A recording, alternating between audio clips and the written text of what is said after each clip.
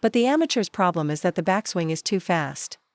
The more power you want, the faster you snatch the racket back. You're actually using effort on your backswing. Today, we're going to break down looping against topspin. A common problem is failing to separate the hit from the loop when attacking topspin. First, let's listen. This is the sound of pure impact, or a flat hit. Now, listen to the sound of brushing the ball. You can hear the difference between the brush and the hit, right? So what's the consequence of improperly mixing your hit and loop? The quality from a pure hit comes from its speed. The quality from a brush comes from its spin. If you can't separate them, your shot will lack both powerful spin and high speed. This results in an attack that carries no real threat. Attacking is inherently risky. If your shot has no speed or spin, it's just an ineffective attack waiting to be an error. That's why you must learn to distinguish between hitting and looping. A pure hit has no brush. If you think it does, you're mixing them up. However, a proper loop does contain an element of impact. You have to understand this, a loop needs a blend of impact and brush. You can't just hit it, and you can't only brush it, or the ball will slip off your racket. This slipping issue is especially common on the backhand side. When players try to flick, the ball goes straight into the net from too much brushing. So, you must understand that even for a topspin loop, you need to adjust the ratio of hit versus brush. So, for a topspin loop, should you use more impact or more brush? You need some brush. But watch my hand, for both penhold and shakehand, just this tiny amount of brush is enough. Why do so many players struggle with their forehand loop? Because you're standing too close to the table. The closer you are, the more likely you are to get jammed when you try to rotate your waist and hips. If your topspin attack is all hit and no loop, you'll make more errors. You must incorporate a small loop. Even from this position, adding a small loop is far more consistent than just flat hitting the ball. Because you're too close, you have no time for body rotation, no time for a backswing, and no time to execute the proper technique. When you loop, you must create space. Keep at least an arm's length of distance from the table. With an arm's length of space, you can execute a full, proper stroke. A student asked me this morning, "Coach, I'm standing here, and you tell me to use my body, but I don't have enough time." Let me tell you exactly why you don't have time. It's because you're breaking the motion into two parts. You pull your arm back first, then you turn your body.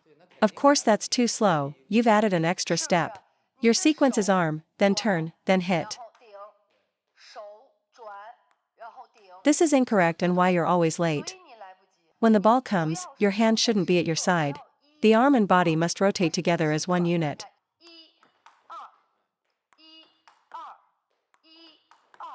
Many players pull their arm back first, so when they finally rotate their body, their arm is stuck at their side, and they get jammed. Once they get jammed, they lose confidence that body rotation works and stop using it altogether.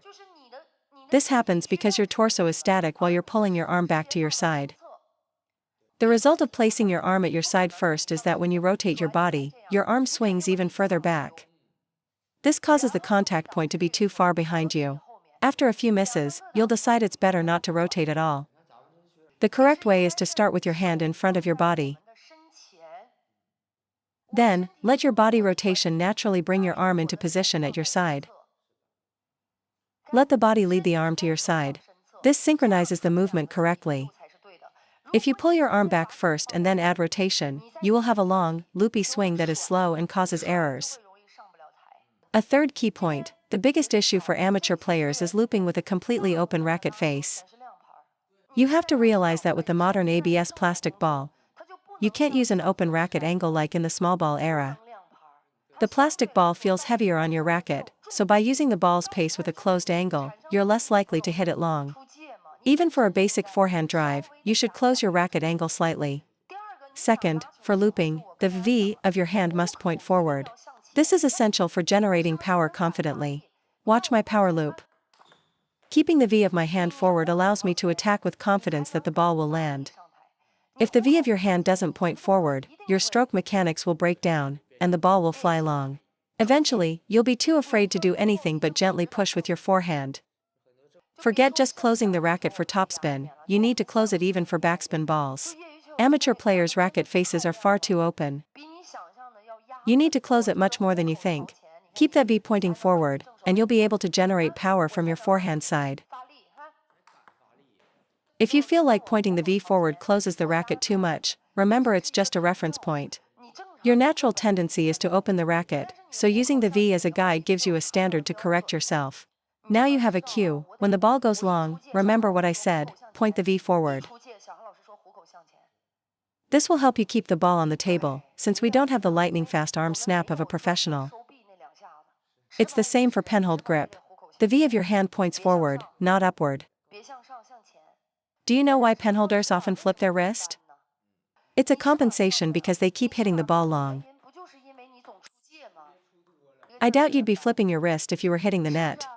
Hitting the net leads to pushing, hitting long leads to flipping. It's the same for shakehand players. Why don't you fix the problem at the source, during your backswing? Some players say they're used to an open racket and ask if they can just close it at the last second. No, you can't. The ball is too fast. Especially against a powerful shot, you won't have time to make that adjustment. It has to be right from the start.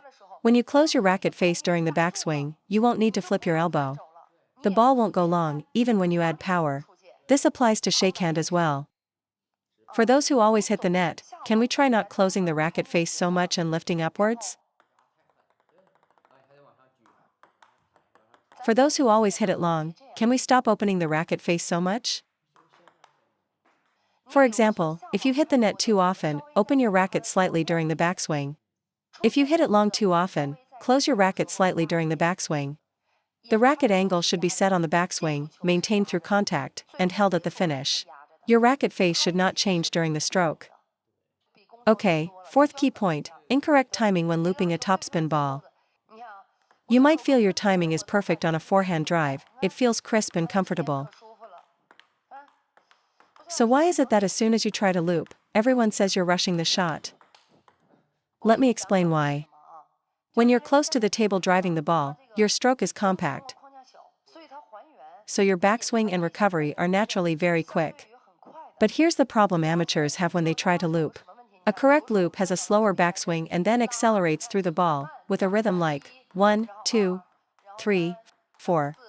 But the amateur's problem is that the backswing is too fast. The more power you want, the faster you snatch the racket back. You're actually using effort on your backswing. Do you see now why you're rushing the shot?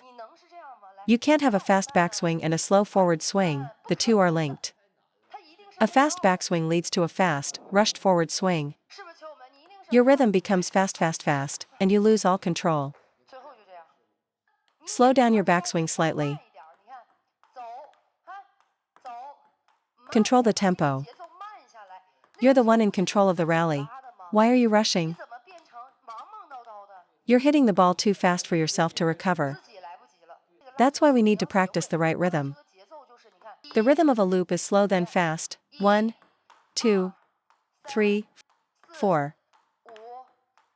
Now watch the rhythm of a drive. 1, 2, 3, 4. It's a completely different tempo. Do you see the change in rhythm? The problem is that you're trying to loop with the quick tempo of a forehand drive. In a match, you simply accelerate the proper looping motion, you don't abandon the rhythm. You speed up your movements within that rhythm, you don't just increase the frequency of your shots. That's just rushing, and it will fail. In table tennis, generating power is easy. Controlling that power is hard. Rushing the ball is easy. Learning to slow down and wait for the ball is hard. Only by learning to slow down first can you gain control and feel the difference in rhythm and mechanics between a loop and a drive. The backswing is a relaxed preparation, not a rushed block. You prepare, then release. That is the rhythm of a loop. Otherwise, when I tell you to slow down, you can't, because you haven't trained that tempo. You're not familiar with it. Why does this happen in a match? Because every single ball you practice has that same, rushed rhythm. You're missing the wait phase, the moment where you load your energy. Remember this key principle, your power should be concealed until the moment of impact. First, focus on consistency. Use just 20 to 30% of your power to simply loop the ball consistently, without your technique falling apart. Then, start incorporating footwork while maintaining that control. The goal is to move to the ball without your stroke getting sloppy. If your timing is off after moving, you must correct it. Keep the stroke smooth, and then start practicing a sequence of one controlled loop, one power loop. One controlled loop, one power loop. Only then should you start thinking about hitting with full power. If you've been playing for 2 or 3 years, just focusing on looping with this level of control will make you far more consistent than your peers, because they will be making unforced errors. At an average level, just getting the ball on the table wins you the point. Only when you surpass that level, when just returning the ball isn't enough, should you focus on generating high-quality, powerful shots. Until then, it's a battle of who can keep the ball on the table one more time. The sixth key point is that you need to extend your stroke. Your driving motion is compact and stops short, and your loop looks the same. First, the backswing for a loop should be slightly behind you, not just at your side. Second, don't stop the follow-through short, it should be a longer, more outward arc. Watch how my stroke becomes much larger. You can't back up from the table and keep using a short, compact drive motion. Extend your swing, open up your body, and add a little more hip rotation. The correct training progression is, first build a stable stroke framework, then stable footwork and rhythm, and finally practice sequences of controlled loops and power loops. That is the path to success. Our current problem is trying to hit every single ball with maximum power.